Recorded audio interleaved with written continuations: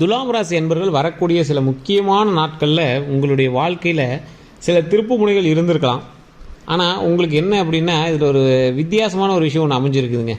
இந்த வீடியோ முழுசாக பாருங்கள். உங்களுக்கு ஒரு சுவாரஸ்யமான விஷயம் தகவல் எல்லாமே தெரிஞ்சுக்கலாம்.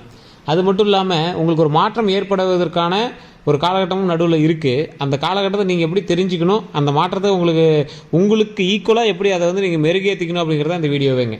நிறைய பேர் கேட்கக்கூடிய ஒரே கேள்வி என்ன அப்படின்னா, சார் இந்த துலாம் ராசி அப்படிங்கிறது ஒரு இறைவனுடைய தெய்வீக அருள் பெற்ற ராசி அப்படின்னு சொல்கிறாங்க, குலதெய்வத்தினுடைய அருள் பெற்ற ராசி அப்படின்னு சொல்கிறாங்க, குலதெய்வத்தினுடைய மிகப்பெரிய ஆற்றல் கொண்ட ராசி அப்படின்னு சொல்கிறாங்க. ஆனால் இந்த ராசி தான் அதிகமான கஷ்டங்களை அனுபவித்த ராசி அப்படின்னு சொல்லுவாங்க. ஒரு 20 வயது வரைக்கும் இவங்க படாத கஷ்டமே இருக்காது.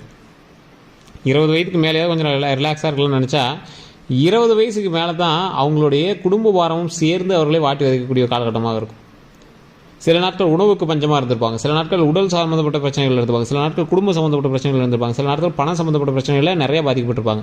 இந்த ராசிக்காரர்களை பொறுத்த வரைக்கும் குலதெய்வம் எந்த அளவுக்கு துணையாக இருக்குதோ குலதெய்வமும் உங்களோட ஒரு சக மனிதனாக செயல்பட ஆரம்பிக்கும்.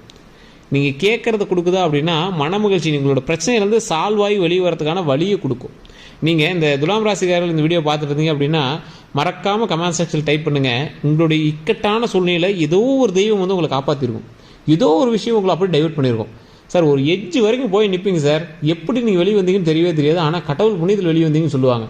அந்த இடத்துல இருக்கா சார் உங்களோட குலதெய்வம். உங்களுடைய குலதெய்வத்தினுடைய அருள் 100% இருக்கக்கூடிய ஒரே ராசி துலாம் ராசி.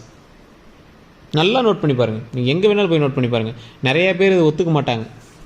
இல்லை சார் ஒன்றும் பெருசாக தெரியல சார், அது சார் இது சார் வாங்க சார். நல்லா நோட் பண்ணுங்கள். உங்களுடைய ராசியின் பால், உங்களுடைய நட்சத்திரத்தின் பால், உங்களுடைய தசாபுத்தியின் பால் நீங்கள் எப்படி வேணாலும் இருக்கலாம், உங்களுடைய கேரக்டரிஸ்டிக்ஸ் எப்படி வேணாலும் இருக்கலாம், உங்களுடைய பண்பு நலன்கள் எப்படி வேணாலும் இருக்கலாம். ஆனால் இந்த ராசிக்கு 100% தெளிவாக சொல்ல முடியும், குலதெய்வத்தினுடைய அருள் 100% இருக்குது. சார் அப்படி இருந்தால் அதனால் என்ன ப்ளஸ்ஸு, அப்படி இத்தனை நாள் இருந்திருக்கு அப்படின்னா எங்களுக்கு எந்த ப்ளஸ்ஸும் நடந்த மாதிரி தெரியலையே அப்படிங்கிறீங்க தான் இந்த வீடியோ முழுசாக பார்க்கணும். நிறைய பேருக்கு இன்னும் சின்ன சில சந்தேகங்கள் இருக்கும். சார் தசாபுத்தின்பால் நாங்கள் எப்படி கண்டுபிடிக்கிறது, என்ன இப்போ நடந்தால் எப்படி நடக்க போகுது அப்படிங்கிறத எப்படி கண்டுபிடிக்கிறது, என்ன வண்டி வாங்கலாம், எதை வாங்கலாம், எந்த லேண்டு வாங்கலாம், கடனை எப்படி அடைக்கலாம், உடல் ரீதியான விஷயங்கள்லேருந்து எப்படி வெளியே வரலாம், எந்த பிரச்சனையிலேருந்து எப்படி வெளியே வரலாம் அப்படிங்கிற நிறைய கேள்விகள்லாம் உங்களுக்குள்ளே இருக்கும். அவங்க எல்லாருமே கீழே ஒரு கான்டாக்ட் நம்பர் டீட்டெயில்ஸ் கொடுத்துருக்கேன். அந்த நம்பருக்கு ஃபோன் பண்ணி உங்களுடைய பிரபலமான ஒரு ஜோதிடர் தான் பேசுவார். நீங்கள் நல்லா உங்களுக்கு தெரிஞ்ச ஒரு ஜோதிடர் தான், நல்ல ஒரு பிரபலமான ஒரு ஜோதிடர் தான். கிட்டத்தட்ட ஒரு 4 லாங்குவேஜில் ஜோதிடம் பார்க்குறது தான் பேசுவார். நீங்கள் என்னென்ன கையில் எடுத்து வச்சுக்கணும் அப்படிங்கிற நான் சொல்கிறேன். மெயினான விஷயம் என்ன அப்படின்னா பிறந்த நேரம், பிறந்த தேதி, பிறந்த ஊர். பிறந்த நேரம் நிறைய பேர் தெரியலங்கிறீங்க, அப்ராக்சிமேட்டாக சொல்கிறேன் சார் அப்படிங்கிறீங்க. அதெல்லாம் சின்ன வேரியேஷன் இருந்தாலும் ரொம்ப நிறைய வேரியேஷன் சொல்லும் சார். உங்களுக்கு தேவையான எல்லா விஷயத்துக்கும் சொல்யூஷன் அவர்கிட்ட இருக்குது. ஸோ ஆனால் உங்களுடைய டாக்குமெண்ட்ஸ் கிளியராக இருக்கணும். உங்களுடைய பிறந்த நேரம், பிறந்த தேதி, பிறந்த ஊர் உங்களுக்கு தெரிஞ்சிருக்கணும். இல்லை சார் எங்களுக்கு ஓரளவுக்கு தெரியும் அப்படின்னாலும் பிரச்சனை இல்லை, நீங்கள் ஃபோன் பண்ணுங்கள், அதுக்கான வழியை அவரே சொல்லுவார். எந்த இறைவனை வணங்கினால் உங்களுக்கு தற்போது எந்த தெய்வத்தினுடைய ஆற்றல் உங்களுக்கு கிடைக்கும் அப்படின்னு சொல்லுவார். நிறைய பேர் ஜாதகமே இல்லாதவங்களாம் ஃபோன் பண்ணுவாங்க. சார் இப்போ எப்படி இந்த விஷயத்தில் தப்பிக்கிறது, இந்த ஜாதகம் தான் சொல்கிறாங்க, எப்படி தப்பிக்கிறது அப்படின்லாம் இருப்பீங்க. அவங்களாம் இவருக்கு ஃபோன் பண்ணுங்கள், எல்லா விஷயத்துக்கும் ஆன்சர் வச்சுருக்காரு சார். அப்ராக்சிமேட்டாக நீங்கள் உள்ளே போனீங்க அப்படின்னா கூட அக்யூரேட்டாக உங்களோட லைஃப்பை பற்றி சொல்லுவார். ஸோ அந்தளவுக்கு ஒரு பிரபலமான நம்பர் தான் நான் கொடுத்துருக்கேன். நீங்கள் ஜஸ்ட் கால் பண்ணி கேட்டு தெரிஞ்சுக்கோங்க. நீங்கள் ரொம்ப மிகைப்படுத்தி பேசுகிறதுனால நினச்சிங்கன்னா சரி, இல்லை எப்படி இருந்தாலும் சரி, உங்களுக்கு உள்ளே போயிட்டு இருந்தீங்கன்னா உங்களுக்கே அதோட அவுட்புட் தெரிய ஆரம்பிங்க. சார் நீங்கள் சொன்னது உண்மை தான் சார், ஏதோ ஒன்று இருக்குது சார் அப்படிம்பீங்க. ஸோ அந்தளவுக்கு அவர் எல்லாமே பேசுவார். அது மட்டும் இல்லாமல் வசியம் சம்மந்தப்பட்டது, திருமணம் சம்மந்தப்பட்டது, குழந்தைகள் சம்மந்தப்பட்டது எல்லா விஷயத்துக்குமே அவர் ஆன்சர் வச்சுருக்காருங்க. ஸோ வேறு எந்த கருத்துக்கள் இருந்தாலும் மறக்காமல் நீங்கள் அவர்கிட்ட பேசி தெரிஞ்சுக்கலாம். சரி, இப்போ நம்ம பொது பலனுக்கு வருவோம். இந்த துலாம் ராசிக்காரர்களுடைய தெய்வ ஆற்றலை பற்றி நம்ம பேசிட்டோம். தெய்வீக ஆற்றல் இருக்குது, குலதெய்வத்தினுடைய அருள் இருக்குது, இதெல்லாம் ஓகே சார். என்ன ப்ளஸ்ஸு, உங்களுக்கு ஒரு கிரிட்டிக்கல் ஸ்டேஜில் போய் காப்பாற்றின கடவுள் இப்போ உங்களுக்கு நல்ல ஒரு லைஃப்பை கொடுக்க வரார், சந்தோஷமான மகிழ்ச்சியான ஒரு தருணத்தை கொடுக்க வரார், வாழ்க்கையில் முன்னேற்றத்தை கொடுக்க வரார். எந்த ஒரு விஷயத்தில் நீங்கள் ரொம்ப நாளாக தயங்கி நின்னீங்களோ அந்த விஷயத்தில் உங்களோட முன்னாடி நிறுத்தி உங்களை முன்னாடி ஒரு நல்ல மரியாதையோட, நல்ல ஒரு நீண்ட ஆரோக்கியத்தோட, நல்ல ஒரு உடல் ஆரோக்கியத்தோட, நல்ல நீண்ட ஆயுளோட கடவுள் நமக்கு ஒரு நல்ல வாழ்க்கையை கொடுக்க போகிறார். நீண்ட ஆயுள் துலாம் ராசி இனி வரக்கூடிய நாட்களில் நீண்ட ஆயுள் தருவதற்கு இறைவனை பிரார்த்திக்கணும். ஸோ கண்டிப்பாக கடவுள் கொடுப்பார். என்ன ஒரு விஷயம் அப்படின்னா, இந்த ராசியை பொறுத்த வரைக்கும் நீ குலதெய்வ வழிபாடு பண்ணிங்க அப்படின்னா போதும். ஒவ்வொருத்தருக்கும் ஒரு ஸ்பெஷல் தெய்வம் இருக்குது பார்த்தீங்களா, ஒவ்வொரு ராசிக்கு ஸ்பெஷல் தெய்வம் இந்த ராசிக்கு இருக்குது. இருந்தாலும் இந்த ராசியை பொறுத்த வரைக்கும் குலதெய்வ வழிபாடு மட்டும்தான் உங்களுக்கு 100% உங்களுக்கு பக்கா. குலதெய்வத்துக்கு போங்க, குலதெய்வ இடத்துல போய் ஒரு நாள் முடிந்தால் ஒரு ஃபங்க்ஷனுக்கு போகிறீங்க அப்படின்னா காலையில் போய் சாமி கும்பிட்டு தான் போதுன்னா போகாதீங்க.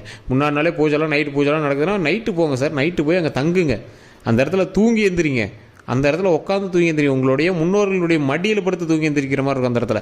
ஸோ அந்த துலாம் ராசி போனீங்கன்னா உங்களுக்கு ஒரு வேரியேஷனே தெரிய ஆரம்பிக்கும். உங்களோட லைஃப்பில் ஒரு மிகப்பெரிய சேஞ்சை கொடுக்கும், நல்ல ஒரு மாற்றத்தை கொடுக்கும், நல்ல ஒரு தன்னம்பிக்கை கொடுக்கும், நல்ல ஒரு வளர்ச்சியை கொடுக்கும். தொழிலில் முடங்கிருக்கீங்களா, அந்த இடத்துல போய் உட்காந்து படுத்து உங்களுடைய குறைகளை மைண்டுக்குள்ளே என்ன இப்படிலாம் இருக்குது அப்படின்னு சொல்லி பேசுங்க. அந்த இடத்துல உங்களுக்கு பதிலாக உங்களுடைய முன்னோர்கள் வந்து சொல்லுவாங்க. ஒரு ஆறா பாசிட்டிவ் எனர்ஜி. இப்போ நீங்கள் எப்படி உங்களோட பையன் மகன் எல்லாம் நல்லா இருக்குன்னு நம்ம கும்பிட்றோம்ல, ஸோ அதே மாதிரி தானே உங்களுடைய முன்னோர்கள் நீங்கள் நல்லா இருக்குன்னு கும்பிட்டுருப்பாங்க. அப்படி நீங்கள் ஒரு இடத்துல ஃபீல் பண்ணி நின்றுட்டு இருக்கும்போது, ஏதோ ஒரு தூரத்தில் நின்றுட்டு இருக்கும்போது ஒரு மாதிரி இருக்கலாம். குலதெய்வத்தினுடைய இடம் அப்படிங்கிறது உங்களோட முன்னோர்கள் வசிக்கிற இடம். அந்த இடத்துல போய் நீங்கள் ஃபீல் பண்ணி நின்னீங்கன்னா அவங்க என்னடா இவன் இப்படி நிற்கிறான், அவனுக்கு எதாவது வேணுங்கிறத நம்ம சரி பண்ணணும்னு நினைப்பாங்கல்ல. கண்டிப்பாக அந்த இடத்துல உங்களுக்கான வாய்ப்பை அந்த குலதெய்வம் கொடுப்பாங்க.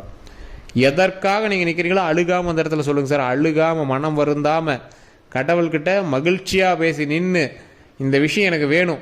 குழந்தை எப்படி உங்களோட மகனோ மகளோ உங்ககிட்ட எப்படி வந்து அடம் பிடிக்கிறாங்க, இது எனக்கு வேணும், எனக்கு நல்ல ஒரு கார் வேணும், நல்ல ஒரு பைக்கு வேணும், நிறைய லாபம் வேணும், இன்றைக்கி எனக்கு ஒரு 1 லட்ச ரூபா வேணும், 50,000 ரூபா வேணும், டெய்லி 50,000 ரூபா வேணும், டெய்லி 100 ரூபா பேக்கெட் மணி வேணும், டெய்லி 50,000 ரூபா எனக்கு சம்பளம் வேணும், மாதம் எனக்கு 50 லட்ச ரூபா லாபம் வேணும். பிஸ்னஸ் பண்ணுறீங்களாம்.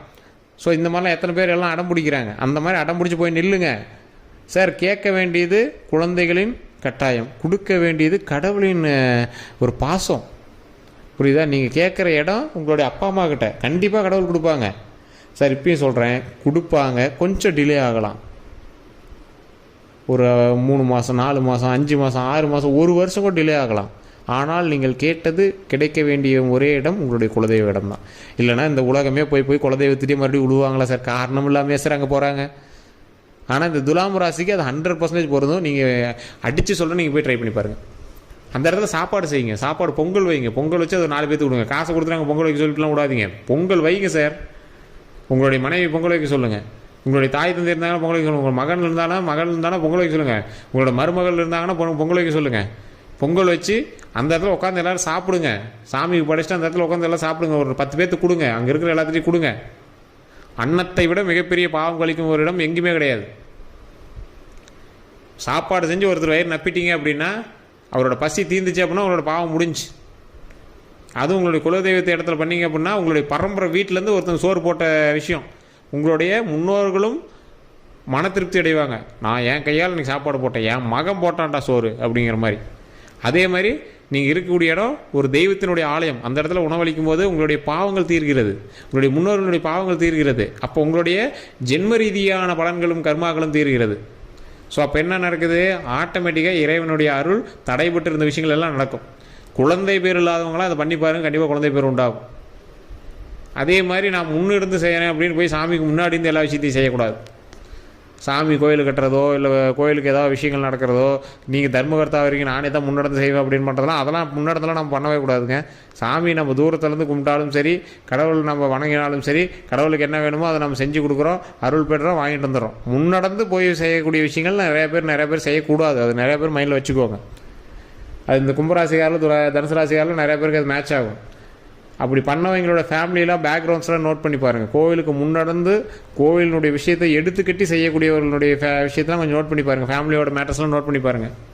ஸோ அதனால் சில விஷயங்கள்லாம் தெரியாமல் கையை வச்சுருது அவங்களாம். கடவுள் வளர்த்தி தான் கொடுக்குங்க, ஒன்றும் பிரச்சனை இல்லை. ஆனால் தெரியாமல் கையை வச்சு அது ஏதோ ஒரு பக்கம் திருப்பி விட்டுக்கூடாது. பொங்கல் வைக்கிறீங்க, சாமிக்கு படைக்கிறீங்க, சாப்பிட்றீங்க, ஒரு 10 பேருக்கு சாப்பாடு போடுறீங்க, உங்களுடைய பாவத்தை தீக்கிறீங்க, மகன மகிழ்ச்சியோட உங்களுக்கு என்ன தடைப்பட்டிருந்தோ, திருமணம் தடைப்பட்டிருந்தா திருமணம் நடக்கிறதுக்கான வழிமுறையை கடவுள் கேட்டு வணங்கிட்டு வரீங்க. குழந்தைகள் விஷயமா குழந்தைக்கான விஷயத்தை கடவுள்கிட்ட மட்டும் தான், குலதெய்வத்தை மட்டும் தான் ஃபஸ்ட்டு வணங்க முடியும். அதை சொல்லி பிரச்சனைகள் சால்வ் பண்ணிட்டு வரீங்க. தொழில் ஏதாவது மாற்றங்கள் ஏற்படணுமோ அதுக்கும் உட்காந்து பேசி அந்த இடத்துல மைண்டோட ஒரு ஃப்ரீ மைண்டடாக நல்லா தூங்கி எந்திரிச்சு ஃப்ரெஷ்ஷாக அப்படியே பேசிவிட்டு அதை கொஞ்சம் கிளியர் பண்ணிட்டு வாங்க. ஸோ இந்த மாதிரி மாதத்துக்கு ஒரு முறை, வருடத்திற்கு ஒரு முறை போய் பண்ணிங்கன்னா, வருடத்துக்குலாம் இல்லை மாதம் போய் பாருங்கள், உங்களுக்கு ஒரு வேரியேஷன் தெரியும். எல்லோரும் போய் இருக்கிற அன்னைக்கு போகணும்லாம் அவசியமே இல்லை சார். கோயிலில் பூசாரி தவிர வேறு யாரும் இல்லை சார். போய் கும்பிடலாமா? நல்ல நாள் தானே, கெட்ட நாளாக இருந்தாருண்ணா, தேய்பிரியாக இருந்தாருண்ணா, வளர்பிரியாக இருந்தானே, அமாவாசையாக இருந்தானே, பௌர்ணமி தான், அன்னைக்கு போங்க சார். நீங்கள் போய் உட்காந்து பாருங்கள் சார். உங்களோட அப்பா அம்மாவுக்கு அமாவாசை பௌர்ணமி தான் சோறு போடுவீங்களா? உங்களுடைய அப்பா அம்மாவுக்கு நல்ல முக்கியமான நாளில் தான் போய் பார்ப்பீங்களா? அப்படிலாம் இல்லைல்ல. அப்போ கடவுள் யார்? உங்களுடைய அப்பா அம்மா தான். குலதெய்வம் யார்? உங்களுடைய தாத்தா பாட்டி தான். போய் அந்த இடத்துல உட்காருங்க, சாமியை கும்பிடுங்க, மன மகிழ்ச்சி நடக்குதா இல்லையான்னு பாருங்கள். இந்த துலாம் ராசிக்கு தடைப்பட்டு இருந்த விஷயங்கள் கிளியர் ஆகுவதற்கான நேரம் இப்போது. அது இந்த நேரத்துலேயே உங்களுக்கு கிளியர் ஆகலை அப்படின்னா உங்களுடைய முன்னோர்களுடைய சாபமோ பாவமோ இல்லை கர்மமோ ஏதாவது இருந்துச்சு அப்படின்னா அந்த கர்மத்தை பாவத்தை சாபத்தை எல்லாத்தையும் விளக்கிடுங்க. இத்தோடைய பாவங்கள் கர்மாக்கள் சாபங்கள் தொலைந்தது, அவ்வளோதான். கெட்ட கர்மாக்கள் எல்லாம் தொலைந்தது. ஸோ இதற்கு மேலே மனம் மகிழ்ச்சியும் சந்தோஷமும் உடல் ஆரோக்கியம் நீண்ட ஆயுள் மட்டும்தான் இருக்கும். ஸோ இதுதான் கடவுள் நமக்கு கொடுக்குறதுங்க. ஸோ இதை மைண்டில் நல்லா வச்சுக்கோங்க. குலதெய்வ வழிபாடு பண்ணுங்கள். டாக்குமெண்ட் ரீதியான விஷயங்கள், வண்டி வாகன விஷயங்கள், அதே மாதிரி பெண்கள் சம்மந்தப்பட்ட விஷயத்தில் எதுவும் தலையிட்டு பிரச்சனைகள் மாட்டுறது, இந்த மாதிரி விஷயத்தில் கொஞ்சம் கவனமாக இருங்க. தேவையில்லாமல் ஒரு சண்டைக்கு போகிறீங்க, உங்களை ஜாமீனாக கூட்டு போகிறாங்க, இல்லை நீங்கள் ஒரு பிரச்சனை சால்வ் பண்ணி வைக்க போகிறீங்க அப்படின்னா அதெல்லாம் கொஞ்சம் அவாய்ட் பண்ணிக்கோங்க. ஸோ இந்த மாதிரி விஷயங்கள் கொஞ்சம் கவனமாக இருந்தீங்கன்னா போதுமானது. ப்ரெஷர் ஆகாதீங்க, டென்ஷன் ஆகாதீங்க, தேவையில்லாமல் ஒருத்தர் திட்டாதீங்க, வயதானவர்களை திட்டாதீங்க, வயதானவர்களுக்கு உணவளிக்கும் போது பேசாதீங்க. உங்களோட மாமனார் உண்மையாருக்கோ இல்லை உங்களுடைய தாய் தந்தையருக்கோ உணவளிக்கும் போது எதுவும் தகாத வார்த்தையில் பேசிடக்கூடாது. முன்னோர்களுடைய பார்த்து நீங்கள் வாங்கவே கூடாது. இதுதான் துலாம் ராசிக்கு ஒரு முக்கியமான விஷயம். ஸோ வேறு எந்த ஒரு விஷயமா இருந்தாலும் மறக்காமல் கமெண்ட் செக்ஷனில் பதிவிடுங்க. அதே மாதிரி உங்களினுடைய குறைகளை தீர்ப்பதற்கு கீழே ஒரு கான்டாக்ட் நம்பர் டீட்டெயில்ஸ் இருக்குது. அந்த நம்பருக்கு ஃபோன் பண்ணி உங்களுடைய பிறந்த தேதி, பிறந்த நேரம், பிறந்த ஊர் சொன்னீங்களா உங்களுடைய பிரச்சனைகள் எதுவாக இருந்தாலும் அவங்க சொல்யூஷன் சொல்லுவாங்க. வேறு எந்த